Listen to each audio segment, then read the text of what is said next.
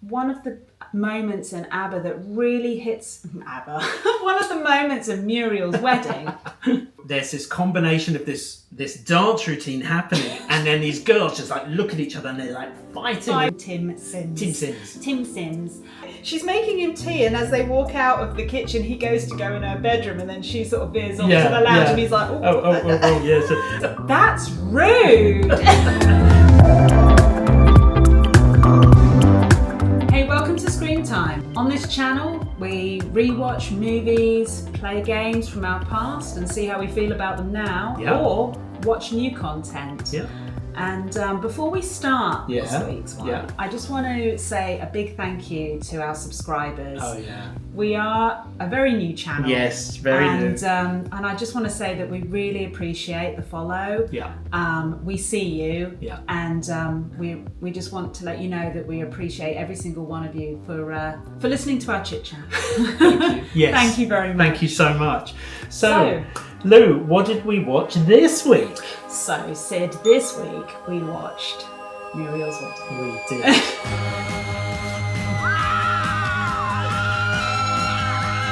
So, Muriel's Wedding is a film that came out in 1994, and it was part of like this Australian new wave of cinema that came through. It came along with Priscilla and Strictly Ballroom and those sorts of films. And it's a family drama, stroke comedy, stroke tragedy in some ways. Yeah, it's a real mix. It's a real mix. So it flips on a dime. And it introduced us to actresses like Toni, Collette and Rachel Griffiths, who have gone on to do obviously incredible things after this. But so Lou, when was the first time you saw Muriel's Wedding? It was a long time ago. I don't think I can actually pinpoint exactly when I first saw this, purely because I've seen this a few times. The initial times I watched it, I loved it. Yeah. I really loved it. Looks like I'm next. Well, I think the characters are so well done. The characters are really well rounded and well written. Should we talk about the basic premise then quickly? You do the premise. Okay, I'll do the premise. Well, I'm not that good because you have to keep reminding me. No, the basic premise of Muriel's Wedding is that we have this girl called Muriel. She's part of this large family, and she defaults to listening to ABBA and wishing that she was married or watching weddings, and it's her safe space in a world that I think is just really traumatic for her. So you've got that entire family, and the father's very domineering, the wife is kind of subdued, and the whole family is really dysfunctional. Ask your mum to make a cup of tea. Mum, make Dad a cup of tea. Works out nicely off his patented form, Phil Simmons, picking the line of the ball easily. Mum! And it's about Muriel's journey through the film and how she develops, etc., etc. And that's sort of it, really, isn't it? That is what it is. As soon as you watch the movie, right from the start, she's going to a wedding. Yeah. Well, she's going to a wedding reception. Yeah, she's introduced and you can there. see how important that the wedding aspect is in her life, because I think she's handed a piece of the cake, and it's like, this is good luck. If you put this under your pillow, this will bring you good luck for your wedding. For your wedding. And she also catches the bouquet as well. She catches the bouquet. To the horror of this group of girls who are the typical bully girl group that you would probably get at every high school. Cheryl! I can throw it again. You can't do that. It went to her. Muriel, throw it again. She follows because they're the cool girls. She wants to belong. She wants to be She one wants of an them. identity. Yeah. She wants to belong, and she just doesn't know how to do it. No. She's different. Yeah. She's a different girl. They've gone through many other stages that she probably hasn't herself. Yeah, agreed. And I think she's not experienced. No, they see her as a tag-along. Yeah. What's the use of you having it, Muriel? No one's ever going to marry you. You've never even had a boyfriend. Cheryl's been going with Shane for over 6 weeks. But what's so funny is that the girls themselves all are in this very small little community, and you know they're not going to grow out of that community. Yeah. So they're all infighting, they're all sleeping with each other's partners, and it's all very insular. And the name of the town, Porpoise Spit. Porpoise It Spit, just sounds yeah. so depressing. Like you would want to get out of there. I mean, I feel I'd want to get out of there. So should we run through the characters then? Yes. So you've got Muriel, obviously, who is the main character. Yeah, who's Then- Toni Collette. Toni Collette. The main thing is that Muriel has these things where she tends to steal. She's got no confidence, so she makes up stories, really elaborate stories. He's after you? Well, he said if I ever left him, he'd find out who I was living with and shoot them. And he'd shoot me. She is just an habitual storyteller and just wants to fit in. Yeah. So she does everything she can just to fit in. Absolutely, yeah. To the detriment of everything. I mean, she's actually And to quite... other people. And it's just like she would to just her throw family, them. She just really. throws them under. Yeah. You're terrible, Muriel. The father tried to be voted in Yeah. to a government position Yeah, or something yeah. and didn't make it. He's really driven. And so he's so driven. He Yeah. wants to be very successful. It's about who he knows. I got his uncle out from China. Talked to the boys from immigration. Ian McKay and his blokes. So they go to a Chinese restaurant for dinner. Yeah. And he always has some people at the table who he's trying to entertain. And he tells stories about his success. But he puts his children down when he's at that table as well. When Victor was 19, he was a millionaire. Muriel's on the dole. So was Perry. Really resents his family. It's almost like Yeah. he blames his family for holding him back from his accomplishments. Yes. Every single time they're out, suddenly he goes, Is that Deirdre? Deirdre Chambers. Yeah, and then Deirdre comes over and it's, oh, what a coincidence. Everyone move up. Deirdre's Yeah. here. What a coincidence. Deirdre, pull up a chair. This is where we bring in Betty Heslop, the wife. Yes. Because the wife, you can tell, just wants her family to be happy. I'm going to get married and I'm going to be a success. I know you are.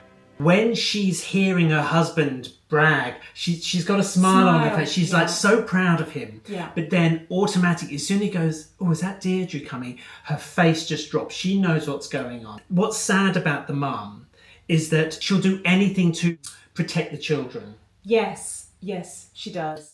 When Muriel's been bad and Muriel rings up, she will say things like, maybe I wrote something wrong on the check. Yeah. Or I wrote the wrong figure on the check. No, I took it. Yes, maybe you did. So basically what happened is she wrote her a check and she put cash on it and she said, well, who do I make it out to? Just make it out to cash. And she wrote 30,000 or whatever. And she goes off on this massive holiday where all of these girls go on this holiday. And that's where she meets Rhonda, Yes. who becomes her best pal, really? I would say so. She's They like- had a connection that they went to the same school. Mm-hmm. And the one thing they have in common is that they both quit high school. Rhonda Eppenstall. We're in high school together. You dropped out in year 10, I dropped out in year 11. Ha! I knew it was you. With Rhonda, she calls herself Muriel, and it's her new identity, and she pretends that she was engaged to a man called Tim Sims. Tim Sims, which Rhonda will naturally believe. Yeah. I'm engaged. Anyone I know? What?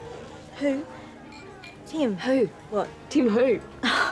Sims. There's a wonderful scene where, for me, it's one of the main parts of the movie, where Muriel and Rhonda do this lip sync of ABBA on the stage. Before that, she'd already told the girls that one of them was sleeping with her husband. And so there's this combination of this dance routine happening, and then these girls just like look at each other and they're like fighting. It's- One of them sitting there with the black eyes. It had already been a fight earlier on in the evening.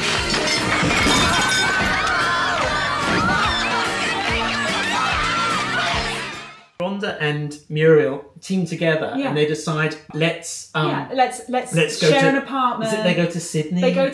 They're sharing an apartment. They're working in places that are opposite each other across a road. I think they're looking to go out one evening, and Muriel turns this guy around in the doorway and says, "I've got a guy like Rhonda's that." got the binoculars out, checking them out. It's funny because Rhonda is actually more kind of like sexually, experienced and is kind of really out for the fun of it, whereas Muriel is a couple of stages behind. She's super nervous, super unconfident. There's a lovely moment between her and Bryce, is the guy, where they go out to this club and then they go back to the apartment and of course Rhonda is in this room with two American military men having a wild time. You can hear the odd spray. You hear something that's, I think there's one line where she goes, "That's rude." it's just brilliant. Brilliant, but very uncomfortable for two people who aren't, trying to make tea. Yeah. And he's like, she's making him tea, and as they walk out of the kitchen, he goes to go in her bedroom, and then she sort of veers off to the lounge, and he's like, oh, yeah. So, I mean, it's so weird, but it's lovely. But then he launches at. He goes, "Oh, I hope you don't mind, but I'm a traffic warden, traffic inspector." And she's like, "Oh, that's okay." It's such a clever scene though, because it's that's one of the moments where it just suddenly switches from comedy to absolute tragedy. Yeah. Where suddenly Rhonda collapses in the corner of the room and goes, "I can't move my legs." Yeah. Cops! Keep him down! I didn't do anything! Muriel? I can't move my legs. And then suddenly you're taken on this completely you're tangent. Almost like a whiplash. Yeah. Where she is going through medical treatment because she's got cancer. She has cancer, and it's on her spine. Yeah. So ultimately, Rhonda is still this really vibrant character. She's in a wheelchair, but that again is where Muriel starts to retreat back into ABBA and back to wedding fixation again, because it's like this space is not. That's what she knows. It's like, I can't cope with this. Yeah. This is where I'm going. Yeah. One thing that I would actually describe Muriel's wedding is actually a copy of ABBA. Oh. That's the way I see it. When you think of ABBA and when you hear ABBA, it's disco, right? Mm-hmm. On the surface, it's disco, it's dance, it's fun. But then when you actually listen to some of the words of ABBA songs, it's very deep, it's very meaningful. It was actually a lot about the life that they were leading between each other. Yes. And there's a lot more to ABBA when you actually listen to it to when you're just dancing in a club with it. Right. There's a lot of depth to ABBA, and I do find that Muriel's wedding is very, very similar. And you could actually call Muriel's wedding an ABBA song. No, that's true. Because it has these many, many layers. What's your fiancé's name? Bill. Bill's in for a big surprise. Will your mother be coming to see the dress? No. Oh, she can't. She's in hospital. She's got a tumour on her spine. One of the moments in ABBA that really hits ABBA. One of the moments of Muriel's wedding. ABBA hits me hard too. But one of the moments in Muriel's wedding is the scene where Muriel is getting married. Mm-hmm. Muriel has run her family dry with regards to money. The father turns up with Deirdre on his side, and he's obviously walking her up the aisle. So Deirdre is standing with the father right at the front in the church. Yeah. And he says to Muriel, "Your mum is on her way, but she has to come by a cab and she's running late." She's just got married, and then the mum turns up with a present in her hand and has to stand at the back of the church. Yeah. And then when Muriel's walking out with her husband, her mum is turning to see her, just to congratulate her, and Muriel turns her head away and doesn't see her. And that, straight away, you see the impact that it has on the mother. It's really hard hitting. The mother goes through so much in the movie. She's holding everything together. The father just wants to get out. Yeah, he does. And the mother's holding it all together. Yeah. And I think that aspect is very much a breaking point. And it really, it's so hard. How many times it's so hard. It really broke me. You Gets arrested as well, doesn't she? Because she She's got inadvertently these awful shoes. The shoes are falling and apart. her feet were hurting. She finds these flip flops, puts them on her feet, and forgets to pay for them. And then she gets arrested, and he says, "You're a waste of space." I need help around the house and... What's really sad is that she almost reverts to the way the husband is. She just literally launches at the other children and go, "You're a waste of space, all of you," and she's hitting them and, "Get it, you lazy this, you lazy that," and she's echoing exactly what the father is like with the children. Get out! Get out and find yourself a job! Get out, you layabout, and stop embarrassing your father! And that is for me, it was so sad because I just thought, she's got nowhere else to go. She's taken all of this. You can see that she's gone through so much. I mean, right at the beginning of the film, where you're introduced to the mother, they're just asking her for tea. Can we, Mum, make a cuppa? Yeah, she's zoned out. She's already zoned out. Do you know what's interesting? Did you notice though, the zoning out right at the beginning? It's echoed right. The last scene you see of her, she's had a go at all of the kids, and then she walks into the kitchen and basically goes to exactly the same pose in the kitchen. So it's like it bookends there. So we've spoken about the mother. Yeah. But I mean, another person who was acting as mother was Deirdre. So what would be your impression of Deirdre? Well, Deirdre was one of these. I mean, she's one of these characters, because you're introduced immediately that this is a coincidence, because that's one of the lines, like, what a coincidence. What a coincidence that Deirdre's here. Of course she's there, because she's sleeping with the husband. Hey, Deirdre! Bill! What a coincidence. What are you doing in Sydney? She is the woman that actually gives Muriel her first kind of paid job. Your dad was telling me you're unemployed, Muriel. Oh, look at this beautiful. Look at that. Would you like to work for me? An Avon kind of thing. So it's a commission-based job where she has to sell boxes of makeup for a certain price, and she gets profit from that, but minute profit. And so she's the one that sort of spills the beans that I don't know how Muriel is managing to go on this $10,000 holiday when she's only sold 12 boxes of makeup. If she'd sold both kits for the recommended price, she'd make $110. I think she's just opportunist. The mother, you think the mother initially has had a heart attack. That's what it's sold as. That's what the father wants people to know. But actually, the other daughter says to Muriel that she actually found pills by her. Yeah. What am I gonna do without her? So Deirdre is seen cleaning the house with a friend, and there's a line that the friend says and goes, "Oh, you were right about the bathroom cupboards," which I just think is so nasty and disgusting after something so traumatic happening. Let's start on the laundry then. That really gives a sense of what Deirdre was like. Yeah. And how she viewed the family. And so the father, you know, when he's talking to Muriel, he's like, "You've got to come back. You've got to help me with the kids." And he said, "Well, Deirdre doesn't want to get married now." Yeah. She'll lend a hand. I don't think she's keen to marry me now that living with the kids has come into it. Maybe she was sold on the fact of how he sold himself. Yeah. Maybe that's what won her over. She got bought into the whole, the surface of him. What was telling us also is that when at his wife's funeral, he's managed to basically get all the press there and, you know, everyone, because he's the great Heslop. And each time a letter is written, a condolence letter is written, he says to one of his sons, "Oh, you know, listen, see, look what the press are doing, look what the press are doing. Oh, we can drum up this kind of publicity even if I wanted to." What are they doing? They're writing it down. I'll bet they are. Even in some sort of tragedy like that, he's looking for benefits for his career.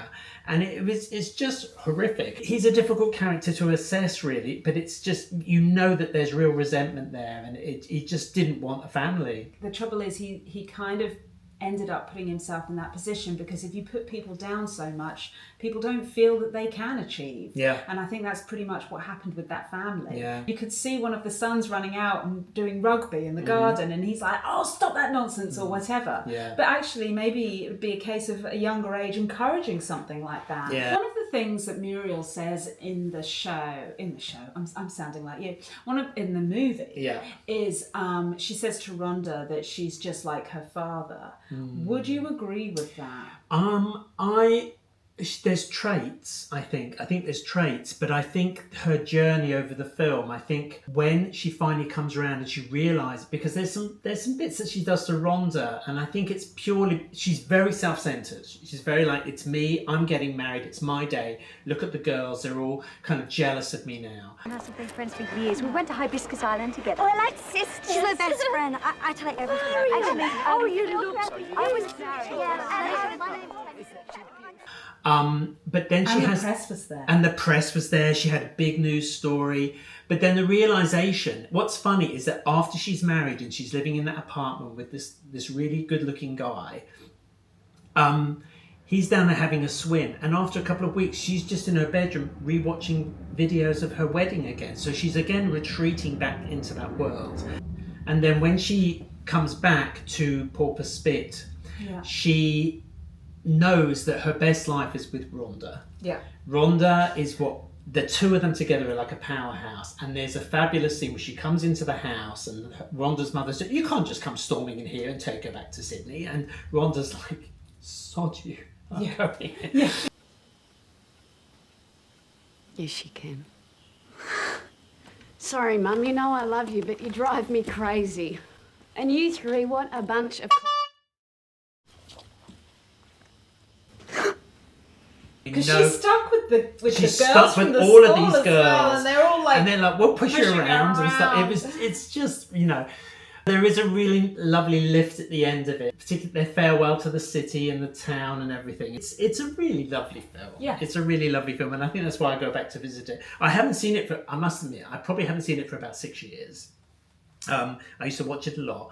Haven't watched it for ages, and it was such a good to rewatch it again now. Yeah, I must admit. Yeah, it's easy just to put it on and let it wash over you and actually not pay that much attention to necessarily the depth of it, because of the one-liners and because of all of the quotes. You've got no dignity, Muriel.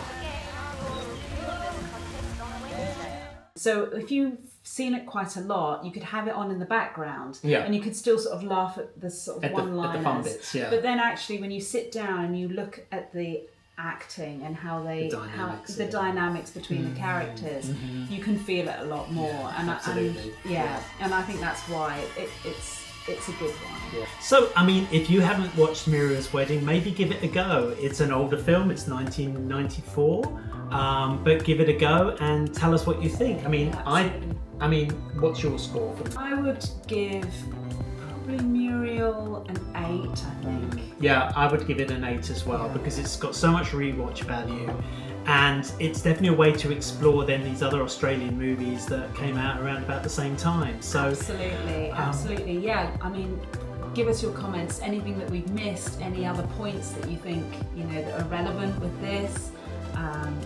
Yeah. So also, if you could, it'd be lovely if you could like and subscribe to the channel. But hit that thumbs up. Yeah, that'd be wonderful. That'd be much appreciated, and thank you so much for watching. Yes, thank you. And hopefully we'll see you on the next one. Take care. Thanks. Bye. Bye.